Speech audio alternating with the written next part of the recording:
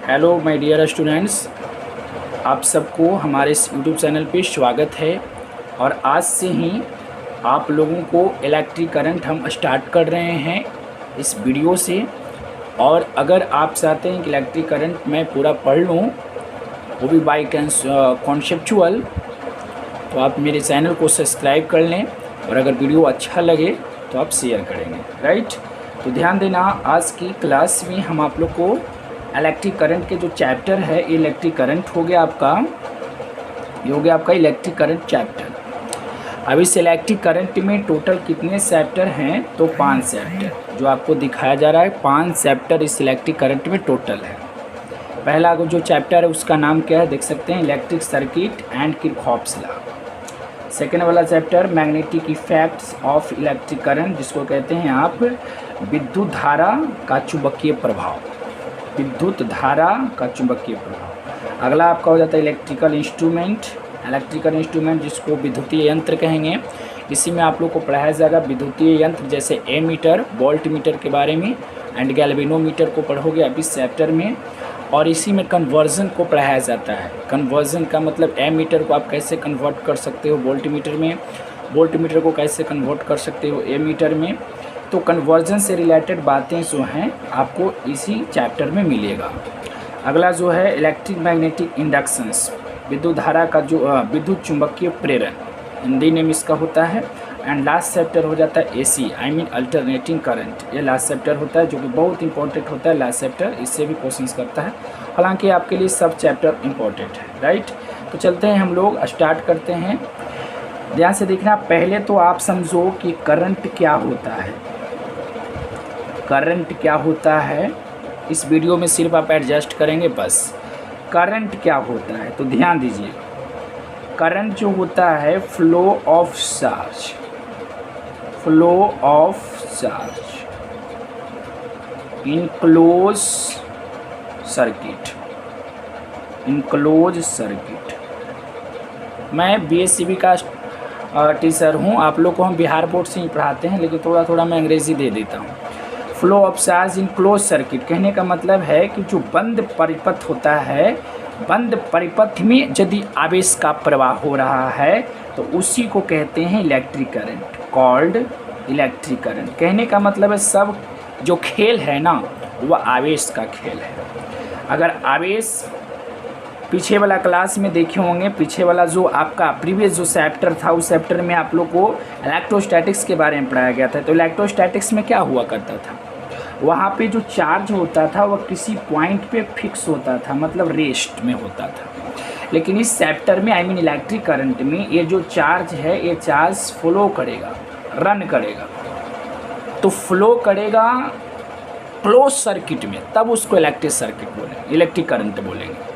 Close circuit का मतलब इसमें ये सर्किट हो गया, इसमें चार्ज को फॉलो करवाना, इसमें चार्ज को फॉलो करना, कहेंगे दौड़ बेटा, चार्ज को दौड़ाएंगे, इसमें रन कराएंगे। तो अगर चार्ज जो है रन कर रहा है, मतलब फ्लो कर रहा है इन क्लोज सर्किट, तो उस घटना को बोलते हैं हम लोग इलेक्ट्रिक करंट। तो आप इलेक्ट्रिक करंट के डिफिनेशंस को आप समझ सकते हैं, छोटा छोटा डिफिनेशंस है, लेकिन मेन जो लॉजिक है वो समझिए। यदि आप मान लें कि जो आवेश है, यदि आवेश को हम ले लेते हैं, ध्यान से समझिएगा, आवेश को हम ले लेते हैं टाइम के विथ रिस्पेक्ट, या जो चार्ज है वह टाइम का फंक्शन है। ये जो चार्ज है ना बेटा, टाइम का क्या है, फंक्शन है, मतलब value of charge depend at time. तो अगर ऐसे में होता है ना, अगर यहाँ पर मैं आपको से इलेक्ट्रिक करंट पूछ दूँ कि आई बताना, क्यू आपको दिया हुआ आई पूछ रहा है, तो आप क्या करोगे, इस क्यू को आप डिफ्रेंशिएट करोगे विथ रिस्पेक्ट टी। तो क्या हो जाएगा, D Q upon D T बराबर ये हो जाएगा फाइडस ऑफ टी। ये जो D Q upon D T आया ना, इसी को आई कहते हैं। आई किसको कहते हैं, तो D Q upon D T को, देखो फाई जो है किस, ये जो आपका है, आपका चार्ज है बेटा, चार्ज है किसका, फंक्शन टी का, ई फाई है बेटा, ई फाई लिखा हुआ है, फाई ऑफ टी। तो यदि आवेश समय का फलन हो तो आप उसको डिफ्रेंशिएट कर देना, आपको करंट निकल जाएगी। जैसे क्वेश्चन इस प्रकार से देता है कि यदि Q बराबर दे दिया जाएगा आपको 3t² माइनस 5t, तो t बराबर 2 सेकंड पर आपको करंट पूछेगा, करंट निकालिए। Q का मान आपको दिया हुआ है 3t² माइनस 5t, t बराबर 2 सेकंड पर आप करंट निकालो I। तो आप कैसे निकालोगे बताओ, कैसे निकालोगे बताओ। ये जो Q दिया हुआ है ना बेटा, इस Q को आप डिफ्रेंशिएट कर दोगे, Q को आप डिफ्रेंशिएट कर दोगे तो ध्यान देना Q को आपको डिफ्रेंशिएट कर देना है। Q कितना है ध्यान देना, Q बराबर आपका था 3t² माइनस 5t, और कितना टाइम पे बोला था, टाइम पे बोला था आपका 2 सेकंड पे, तो 2 सेकंड की बात हो रही थी, 2 सेकंड पर निकाल देना है। तो पहले तो आप इसको डिफ्रेंशिएट कर देना, तो dq अपॉन dt करोगे तो 3 × 2t माइनस 5 हो जाएगा, और dq अपॉन dt को ही क्या बोलते हैं बेटा I, तो 60 माइनस 5। कितना टाइम पे बोला है, एट t = 2 सेकेंड, तो I का मान यहाँ पर 2 रखोगे तो 12 और सब्ट्रैक्ट कर दोगे तो 7, और इसका SI मात्रक क्या हो जाता है एम्पियर। समझ रहे हैं, I बराबर क्या होता है dq अपॉन dt, एक्चुअली में ये फार्मूला हो जाता है dq अपॉन dt विद्युत धारा का। ऊपर में बेटा चार्ज है तो चार्ज का कूलम होगा यूनिट, नीचे वाला का सेकंड हो जाती है, तो कूलम प्रति सेकंड, इसी को एम्पियर कहते हैं। ये आप समझेंगे एम्पियर, इसी को ना एम्पियर कहते हैं। हाँ, तो ये बातें हो जाती है। अब जो मेन बातें हैं वो बात को समझिएगा। मेन बातें क्या है, जैसे ये जो आपका कंडक्टर है, देखिए मेन बातें पकड़ना, कोई भी कॉन्सेप्ट जो है नहीं छूटने देंगे। ये आपका हो गया, ए वाला सिरा को मैं ए नाम रखा, और ए जो आपका सिरा इसको पी नाम रखा। अगर आप चाहते हैं कि जो कंडक्टर है, कंडक्टर के दोनों जो आपका सिरा है, मतलब दोनों जो एड्स मतलब किनारा है, उन दोनों किनारों के बीच या दोनों सिरों के बीच विभवांतर बना रहे। क्या बना रहे, विभवांतर बना रहे। विभवांतर एक शब्द आ रहा है विभवांतर, जिसको आप विभवों का अंतर कह सकते हैं। विभवों का अंतर आई मीन विभवांतर। तो विभवों में अंतर बना रहे, जैसे इसके बीच में जब विभवांतर बना हुआ रहेगा तब इस कंडक्टर से जो है चार्ज फॉलो करेगा। क्यों सर, क्योंकि आप ओम के नियम से जानते हैं विभवांतर बराबर आई आर, तो यहाँ से आई बराबर हो जाएगी V अपॉन आर, राइट। और जब विभवांतर होता है बेटा, कोई भी कंडक्टर के दो जो कॉर्नर हैं, दोनों जो किनारा हैं, उनके बीच का डिफरेंस पोटेंशियल ये है विभवांतर। यदि यह विभवांतर अगर 0 हो जाती है तो 0/कछु रिजल्ट 0, तो करंट का फ्लो नहीं ना हो पाएगा। इसलिए आपको बता दूं कि इस दोनों के बीच में विभवांतर बनाया रखना जरूरी है। तो विभवांतर कैसे बने रहेगा, जैसे देखो विभवांतर बनाए रखने के लिए कंडक्टर के दोनों सिरों को आप किसी सेल या बैटरी से ऐसे जोड़ देंगे। तो ये चूँकि पॉजिटिव टर्मिनल से जुड़ा हुआ है और नेगेटिव टर्मिनल से, तो यहाँ पर का विभव ज़्यादा होगा, उच्च विभव यहाँ पर हुआ। तो मान लेते हैं कि 30 वोल्ट इस पर विभव हुआ क्रिएट, जोड़े जैसे ही इस पर क्रिएट हो गया 20 वोल्ट विभव मान लेते हैं। तो अभी भी विभव में कुछ अंतर है कि नहीं है, विभवांतर कितना वोल्ट का है, 10 वोल्ट है ना जी। तो अगर ये विभवांतर होना ही चाहिए, अगर यहाँ भी 30 वोल्ट यहाँ भी 30 वोल्ट हो जाए तो विभवांतर तो 0 हो जाएगी। तो ऐसे सिचुएशन में इससे करंट फ्लो नहीं करेगा। तो याद रखिएगा, करंट फ्लो नहीं करेगा। ये बात आपको बहुत ज़रूरी बातें मैं आपको पढ़ाया, ये बात आपको समझ के चलना है, ध्यान दीजिएगा। आगे बात जो मैं पढ़ाने वाला, तो विभवांतर जरूरी हो जाता है। अच्छा, विभवांतर जो है बेटा ध्यान से समझिए, विभवांतर क्या, हमको मैंने आपको क्या बताया कि अगर किसी भी कंडक्टर से आप करंट को ले जाना चाहते हैं कि करंट फ्लो करे, उसके लिए उस दोनों कॉर्नर के बीच में डिफरेंस पोटेंशियल को बनाए रखना पड़ेगा। डिफरेंस पोटेंशियल आई मीन विभवांतर को बनाए रखना पड़ेगा। विभवांतर कैसे बनेगी, दोनों किनारा को आप जोड़ दोगे किसी सेल से किसी बैटरी से। जैसे ध्यान से देखो, मान लीजिए कि हम इस सेल से जोड़े बेटा, तो यहाँ पर जो विभव क्रिएट हुआ वो 30 वोल्ट मान लिया था मैंने, VA मान लेता हूँ, और यहाँ पर जो विभव क्रिएट हुआ VB, तो VA माइनस VB यह हो गया आपका विभवांतर, विभवांतर हो गया। तो विभवांतर एक्चुअली में जानते हैं क्या होता है, एक्चुअली में चार्ज को यहाँ से यहाँ तक ले जाने में किया गया कार्य, वर्क।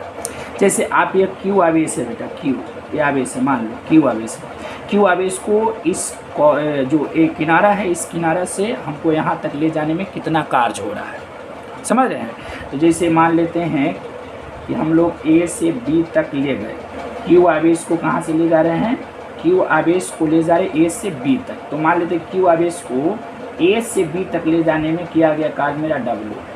तो अगर आप एकांक आवेश को ले जाते तो कार्य करना पड़ता W/Q, यही तो विभवांतर है।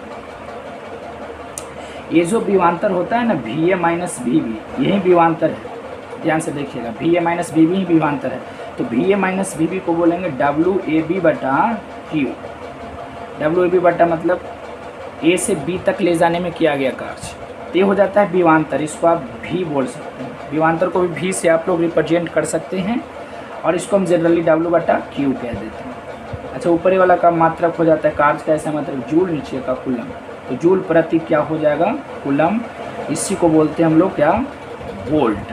अब वोल्ट का सिंबल क्या होता है, कैपिटल V, कैपिटल V ये हो जाती है। तो आप यहाँ से जनरली आप ये याद कर लें कि विभवांतर एक्चुअली में जो कंडक्टर होता है उस कंडक्टर से करंट का फ्लो करने के लिए दोनों कंडक्टर के दोनों जो किनारा है, किनारों के बीच में पोटेंशियल, डिफरेंस पोटेंशियल को बनाना पड़ता है। डिफरेंस पोटेंशियल रखना ही पड़ेगा, क्योंकि डिफरेंस पोटेंशियल यदि जीरो हो जाएगी तो करंट फ्लो नहीं करेगा। तो ये बात आपको रखना ही पड़ेगा यार, ठीक है। उसके बाद देखो क्या करें, यहाँ से समझना।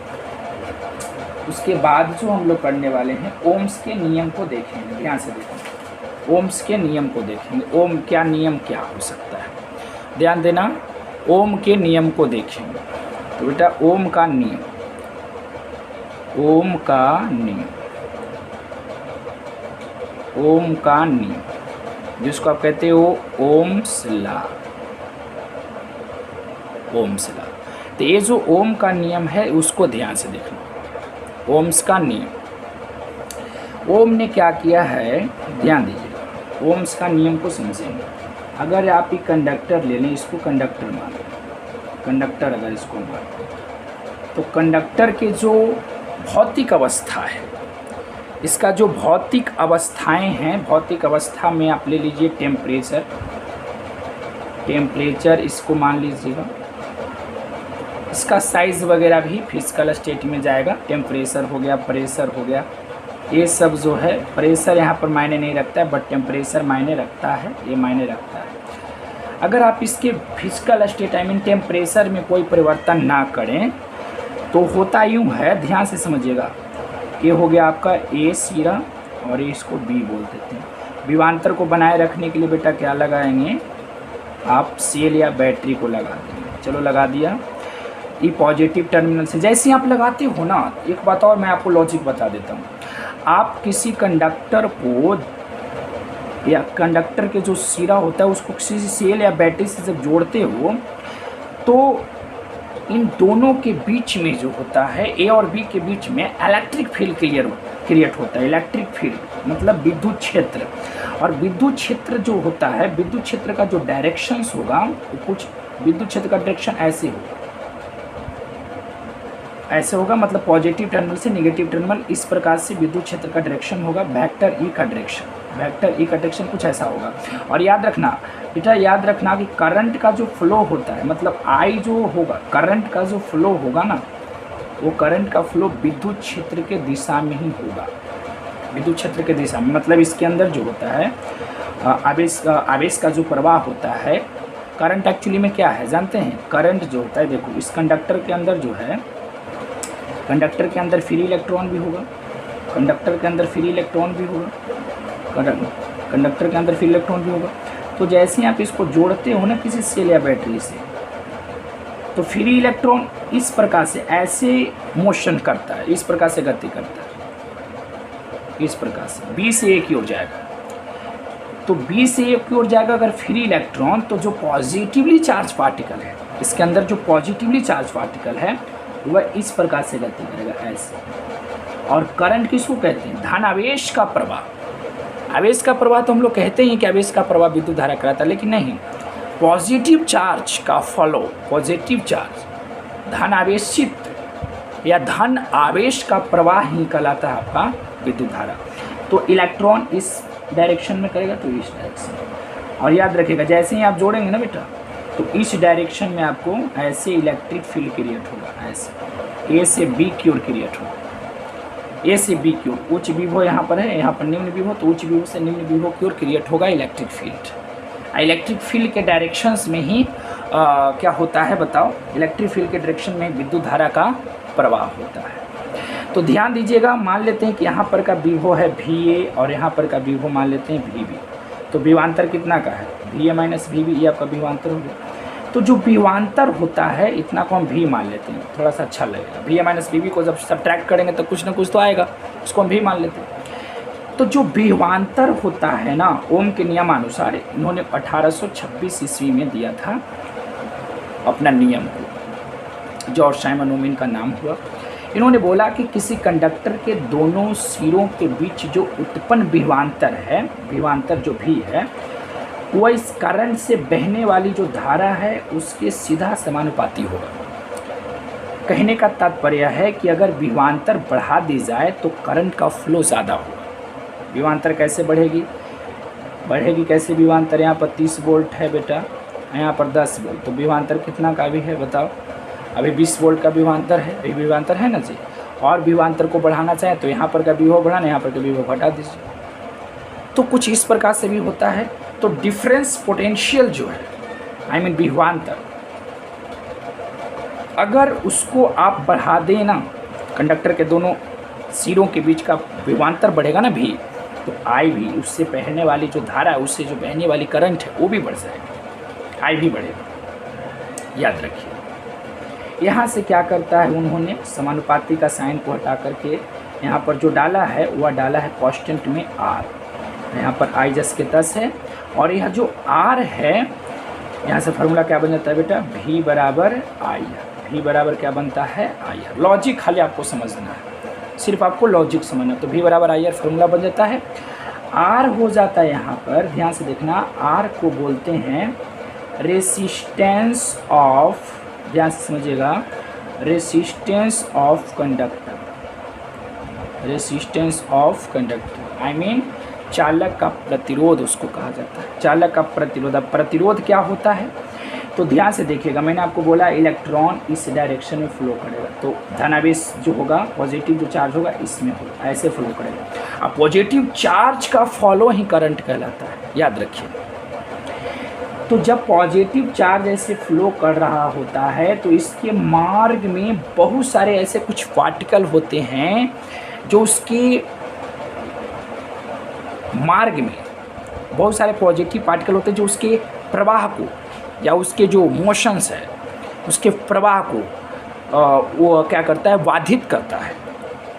उसको प्रवाह को क्या करता है? बाधित करता है। हर कंडक्टर कैसा, कंडक्टर के अंदर प्रॉपर्टी होता है, कोई भी कंडक्टर होता है, कंडक्टर के अंदर जो होता है एक प्रॉपर्टी होता है कि अगर उस कंडक्टर से चार्ज का फ्लो कर रहा है तो उस चार्ज को जब फॉलो करेगा तो उसके मार्ग में कोई ना कोई ऐसा पार्टिकल आ करके उसको रोकने का काम करेगा, बाधा डालने का काम करेगा। तो ये जो प्रॉपर्टी होता है कंडक्टर में होता है, तो इस प्रॉपर्टी को ही बोलते हैं हम लोग प्रतिरोध।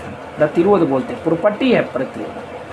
अब कोई भी चीज़ हो, किसी का भी प्रॉपर्टी हो, चाहे वह मनुष्य का प्रॉपर्टी हो या किसी कंडक्टर वगैरह, हम लोग भी तो कंडक्टर में के श्रेणी में ही आते हैं। प्रॉपर्टी तो दिखता नहीं है, प्रॉपर्टी इंटरनल चीज़ होती है, दृश्य होता है, तो उसको तो आप देख नहीं सकते, नॉन विजुअल है ना, तो प्रॉपर्टी को आप देख नहीं सकते, याद रखिएगा। लेकिन प्रॉपर्टी जिस कंडक्टर के अंदर होगा उसको क्या बोलेंगे बेटा? उसको बोलते हैं रेसिस्टर, उसको बोलते हैं रेसिस्टर, आई मीन प्रतिरोधक, उसको बोलते हैं प्रतिरोधक। और जो आप सिंबल जो जानते हैं, ये वाला ये सिंबल जो आप जानते हैं, ये एक्चुअली में प्रतिरोध का सिंबल नहीं है बेटा, ये प्रतिरोधक का सिंबल है। और कोई भी प्रतिरोधक, कोई प्रतिरोधक किसको बोले मैंने? कंडक्टर को बोला, जिसके अंदर वो क्वालिटी है रोकने का, चार्ज को रोकने का जो क्वालिटी है ना। अच्छा, अब उस ये तो प्रतिरोधक हो गया, इसके अंदर जो क्वालिटी है उसको प्रतिरोध कहेंगे। तो क्वालिटी इसका कुछ ना कुछ होगा, ये प्रतिरोधक हो गया बेटा, प्रतिरोधक। कंडक्टर को मैंने ऐसे दिखाया, प्रतिरोधक है। प्रतिरोधक का चूँकि अपना एक प्रतिरोध होता है, तो मान लेते हैं कि इसका प्रतिरोध कितना है, तो ऐसे मान करके चलेंगे। अच्छा, V बराबर हो गया IR, तो यहाँ से R बराबर निकल सकता है V बटा H, ये भी हो सकता है। अगर कोई बोले प्रतिरोध क्या है, तो आप बोल सकते हैं कि कंडक्टर के दोनों सिरों के बीच उत्पन्न विभवांतर और उससे बहने वाली धारा का अनुपात उस चालक का प्रतिरोध कहलाता है। और अगर इसका मात्रक निकाला जाए बेटा, तो ऊपरला का तो वोल्ट हो जाएगा, नीचे वाला का एम्पियर हो जाएगी। तो वोल्ट प्रति क्या हो गया, एम्पियर, वोल्ट प्रति एम्पियर। और इसी को ओम कहते हैं, इसी को क्या कहते हैं, ओम। ओम का वो सिंबल है, ओम कहते हैं, इसी चीज़ को ओम कहते हैं। तो आपको ओम का नियम कन्फर्म हो गया होगा कि ओम का नियम क्या है। ओम का नियम क्या है, सन 1826 ईस्वी में ओम नामक वैज्ञानिक ने बताया कि कंडक्टर के भौतिक अवस्था को अपरिवर्तित रखा जाए, नियत रखा जाए, तब उसके दोनों सिरों के बीच का जो उत्पन्न विभवांतर होगा वह उससे बहने वाली धारा के सीधा समानुपाती होगा, अर्थात भी डायरेक्टली प्रोपोर्शनली आई होगा। यहाँ से इसको हटाया तो आर डाला।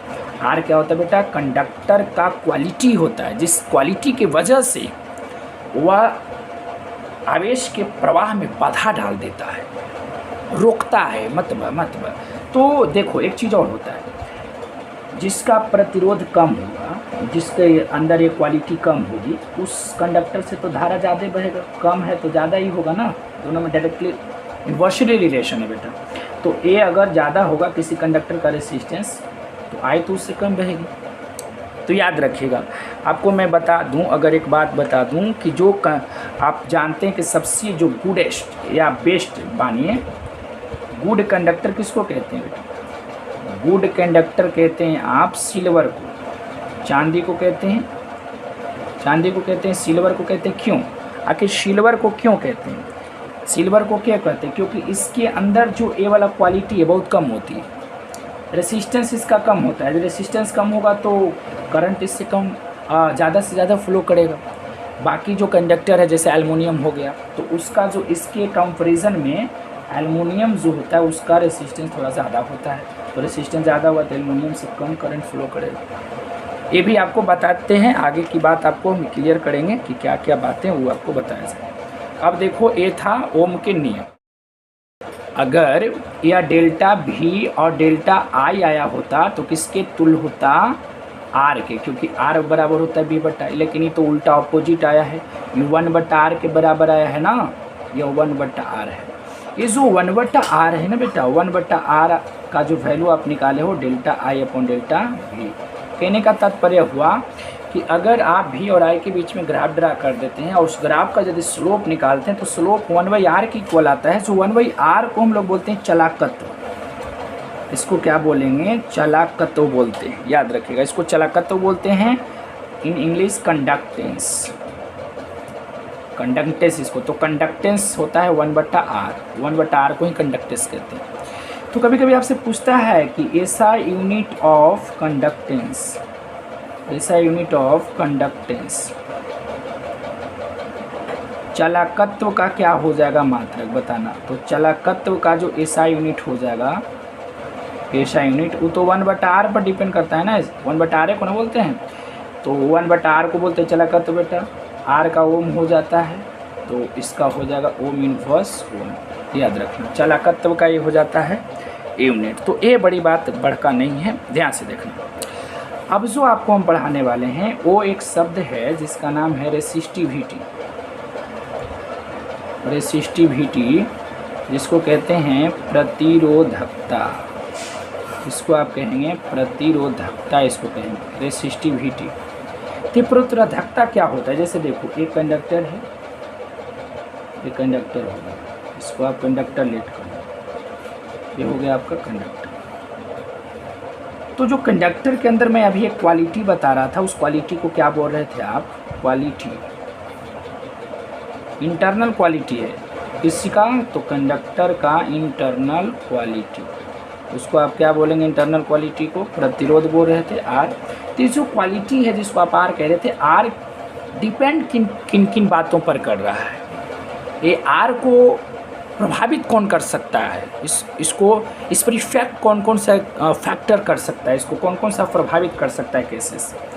तो ये जो आर है ना, इस आर जो है मतलब इसका जो क्वालिटी, जो इंटरनल क्वालिटी जिसको आप रेसिस्टेंस कहें, यह रेसिस्टेंस इसके लेंथ पर भी डिपेंड करता है। लेंथ को बढ़ा देंगे ना तो क्वालिटी बढ़ जाएगी, रेसिस्टेंस बढ़ जाएगी इसका।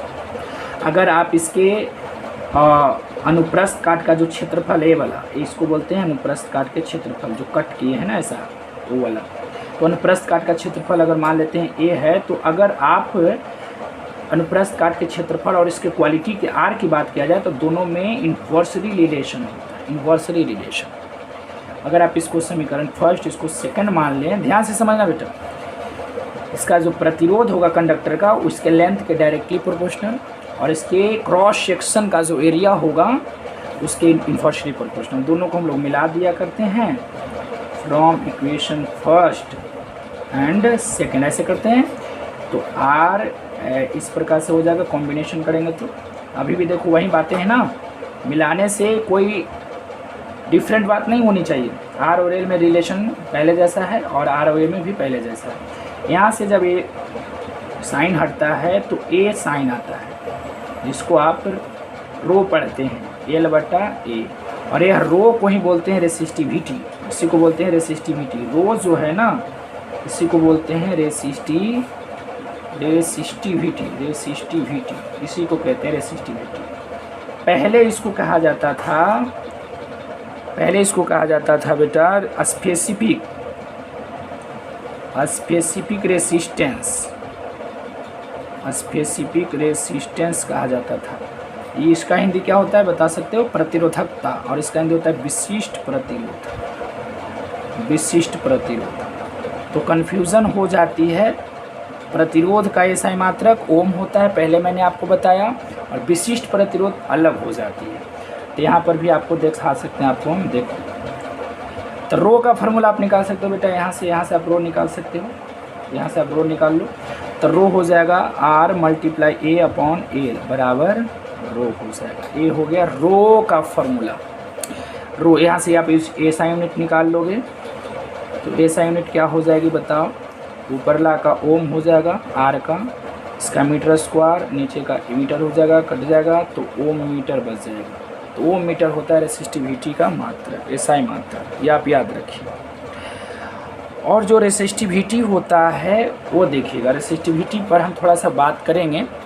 तो रेसिस्टिविटी आप समझिएगा, रेसिस्टिविटी कैसे कैलकुलेट हुआ है, आर और एल में कैसा रिलेशन है, तो डायरेक्टली प्रोपोर्शनल, आर और ए में कैसा रिलेशन, इन्वर्सली प्रोपोर्शनल, दोनों को कंबाइन कर दिया गया, आपको निकाल दिया गया। चलो एक क्वेश्चन हम आप लोग को दे रहे हैं पीछे वाले कॉन्सेप्ट पे। कह रहे हैं कि चालक है और चालक तार के लंबाई को खींच करके दुगुना कर दिया गया, उसका प्रतिरोध कितना गुना हो जाएगा बताइए। तो जो स्टूडेंट्स होते हैं उसको रट्टा मार जाते हैं कि जो 4 गुना हो जाएगा, इसका आंसर सही है सी, 4 गुना आंसर। दोगुना किया जाएगा 4 गुना, कोई तो स्टूडेंट्स गलत माइंड में डाल देता है कि दोगुना करेगा तो 2 से मल्टीप्लाई कर देंगे 4 आ जाएगा। किसी तरह से आंसर पाने की कोशिश ना करो, क्योंकि यहाँ से न्यूमेरिकल भी आपको दाग सकता है, जो कि हम आपको हॉर्लिसबर्ग में दे देंगे। जैसे ये आपका कंडक्टर है, ध्यान देना, ये कंडक्टर है, कॉन्सेप्ट समझिए, कंडक्टर हो गया, कंडक्टर हो गया। अब इसको इनिशियली कुछ ना कोई लेंथ होगा ना बेटा, शुरू में इसका कुछ ना कोई लेंथ होगा, तो लेंथ को मैंने एल मान लिया, लेंथ को एल मान लिया। और इसकी जो इंटरनल प्रॉपर्टी है, इंटरनल प्रॉपर्टी, इसका जो प्रतिरोध है, प्रतिरोध जो इनिशियली की मैं बात कर रहा हूँ, बिफोर का मतलब होता है पहले, खींचने से पहले की मैं बात कर रहा हूँ, इसको खींच करके लंबा करने के पहले की बात कर रहा हूँ, बिफोर की बात कर रहा हूँ, पहले। तो पहले इसका जो रेसिस्टेंस है, उस रेसिस्टेंस को आप मान लो, कुछ ना कुछ मान लो। तो रेसिस्टेंस मैंने मान लिया R1, और लेंथ को भी आप चाहें तो मान सकते हैं, लेकिन हम लेंथ को L मान लिए हैं। यहाँ पर L1 ना मान करके हम लेंथ को कितना मान लिया, L लेंथ को मान लिया। तब इसका फार्मूला भिड़ाइए। और एक चीज़ और याद रखिएगा, जो प्रतिरोधकता होता है, जो मैंने अभी आपको बता रहा था, ये वाला शब्द रेसिस्टिविटी पदार्थ का एक ऐसा प्रॉपर्टी है जो चेंज नहीं होगा, चाहे उस पदार्थ को आप जो कर दो, मोटा कर दो, पतला कर दो, ये चेंज नहीं होगा, रेसिस्टिविटी चेंज नहीं होगा। तो ध्यान देना, कंडक्टर की शुरू का लंबाई आप एल मान लियो, बोलो रेसिस्टेंस इसका शुरू वाला कितना है R1। तो लगा ये वाला फार्मूला बेटा, रो बराबर आप क्या जानते हैं RA/L, ये आप जानते हो, यू नो, बोलो ये जानते हो, यही कॉन्सेप्ट है बेटा। तो लगाओ रो बराबर, बिफोर की बात कर रहा हूँ, तो मैं जानता था प्रतिरोध कितना था इसका R1 मान लिए, लंबाई कितना है L, सॉरी लंबाई L मान लिए, तो यहाँ पर L रखेंगे। और अनुप्रस्थ काट के क्षेत्रफल को भी आप मान लो, कुछ ना कुछ अनुप्रस्थ काट के क्षेत्रफल को आप A मान लो, ये वाला जो क्षेत्रफल है ना, कुछ तो कुछ होगा, area of cross section, area of cross section, ये जो अनुप्रस्थ काट का क्षेत्रफल है उसको हम A मान लेते हैं। तो सब चीज़ यहाँ पर रख देंगे, रेसिस्टेंस मान लिया R1 मैंने रख दिया, एरिया ऑफ क्रॉस सेक्शन मैंने A मान लिया, आप R भी मान सकते थे X को, तो यहाँ पर रख दिया, ये हो गया। यहाँ से आप R1 निकाल सकते हैं क्योंकि आपको तो प्रतिरोध चाहिए ना। तो R1 बराबर क्या हो जाएगा बताओ, रो मल्टीप्लाई L बटा A, ये हो जाएगा पहले की R1। अब क्या करा है, बोला है कि इसको खींच करके दुगना कर दिया गया, इसको खींच करके दुगना, लेंथ डबल हो जाएगी। तो क्या लगता है जब लेंथ डबल हो जाएगी तो वायर पतला हो जाएगा, ये वायर पतला हो जाएगा, लेंथ को जैसे ही L से 2L करेगा वायर पतला हो जाएगा। इसका मतलब इसका अनुप्रस्थ काट का जो क्षेत्रफल वो पहले से आधा हो जाएगा A/2। लेकिन ये चेंज नहीं होगा बेटा, ये चेंज नहीं होगा, ये नहीं होगा चेंज, चाहे जो भी कर दो। अब लगा दो फार्मूला, रो बराबर हम लोग जानते हैं प्रतिरोध गुना एरिया ऑफ क्रॉस सेक्शन। तो प्रतिरोध कितना होगा, मान लेते हैं कि R2 है, क्योंकि प्रतिरोध तो घट पड़ जाएगी, प्रतिरोध अभी बढ़ जाएगा क्योंकि लेंथ को बढ़ाने से प्रतिरोध बढ़ जाती है। तो पहले वाला प्रतिरोध नहीं मान सकते हैं आप, R2 मान लेंगे। अच्छा क्रॉस सेक्शन कितना है बेटा, A/2 क्रॉस सेक्शन है, बटा लंबाई कितना कर दिए हैं, फार्मूला ही ना होता है, लंबाई 2L है, ये 2 से 2 मत कर देना, ये R2 है। तो यहाँ से R2 कितना निकल जाएगा, R2 निकल जाएगा रो मल्टीप्लाई 2L बटा A/2, ये हो जाएगा। A/2 को ऊपर ले जाओ, E 2 ऊपर जाएगा, 2 दूना 4 हो जाएगा, और रो L बटा A बच जाएगा। ये तो पहले वाला प्रतिरोध है ना, देखो ना, ये तो पहले वाला है ना समीकरण फर्स्ट में, देखो तो पहले वाला में कितना से मल्टीप्लाई हो गया, 4 से। तो पहले का जो प्रतिरोध था उससे 4 गुना हो जाएगा। तो कॉन्सेप्ट यह रहा, 4 गुना हो जाएगा, कॉन्सेप्ट यही है। पहले मान लो, देखो रियली बात समझिए, ये फार्मूला बहुत काम का चीज़ है, ये चेंज नहीं होता है किसी मैटर का, चाहे जो कर लो, रेसिस्टिविटी चेंज नहीं होती, रो ए रेसिस्टेंस चेंज हो जाएगी, क्योंकि रेसिस्टेंस डिपेंड्स करता है लेंथ पे, क्रॉस सेक्शंस पे डिपेंड करता है, समझ रहे हैं, लंबाई पर डिपेंड करता है। इसलिए आप लंबा करोगे छोटा करोगे तो रेसिस्टेंस चेंज हो जाएगी, बट रेसिस्टिविटी चेंज नहीं होती। तो ये चीज़ आपको समझना है, ये कॉन्सेप्ट आपको माइंड में रखना है। चलो आप लोग को मैं क्वेश्चन दे दिया, इसको आप बनाएंगे।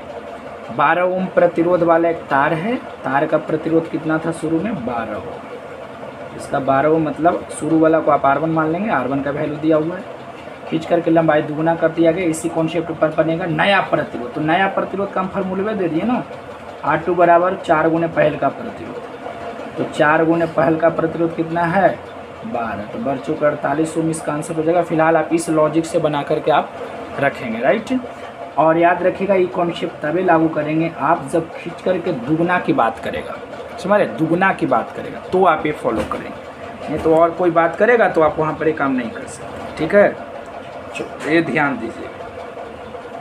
अब जो बातें आपको हम